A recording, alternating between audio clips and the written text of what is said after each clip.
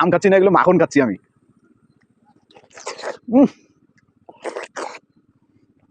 জুনায়েদ ভাই, জামাল এবং আরিফুল বাজান সহ আরো অনেকে যারা মিস করেছেন, এত স্বাদ কে!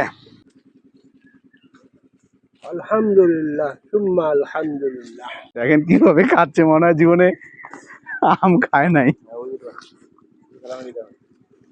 অসাধারণ মিষ্টি, আলহামদুলিল্লাহ। বাগান থেকে একেবারে গাছ পাকা আম খাওয়ার যে আলাদা কি টেস্ট, এটা আমাদের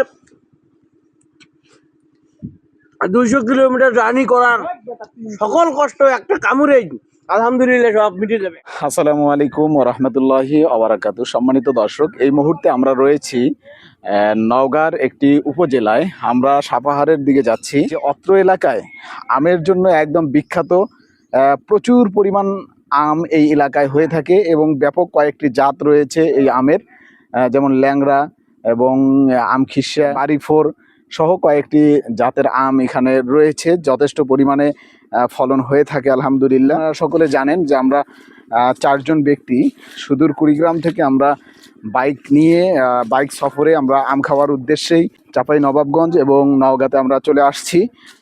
দেখেন কি পরিমাণে আম ধরে আছে আলহামদুলিল্লাহ। আমরা আম এখানে বাগানে খাবো এবং প্রাকৃতিক সব কিছু দেখব, দেখে আমরা এখান থেকে আমরা আম খাবো ইনশাল্লাহ। আম খিসছে তো এটা না, দেখেন আলহামদুলিল্লাহ।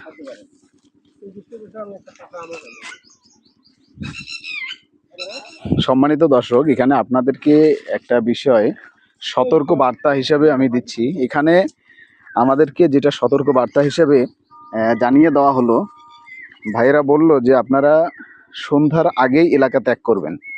এখান থেকে সাপাহার পর্যন্ত যে এলাকাটা আছে এটা খুবই ভয়ঙ্কর এলাকা। এখানে এমনও হতে পারে আপনাদেরকে আপনাদের টাকা পয়সা এবং গাড়ি টাড়ি যা কিছু আছে এমনও হতে পারে সব লুট হয়ে যাইতে পারে, কারণ এখানে অনেকেই ব্যবসায়ীরা আসে সেই সুবাদে, আর পাশাপাশি আশেপাশে বন জঙ্গল অনেক বেশি, এই জন্য অনেক সমস্যা হয়ে থাকে।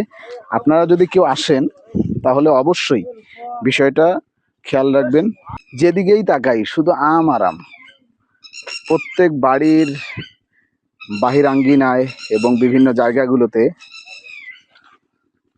যথেষ্ট আম, বড় বড় অনেক বড় বড় বাগান।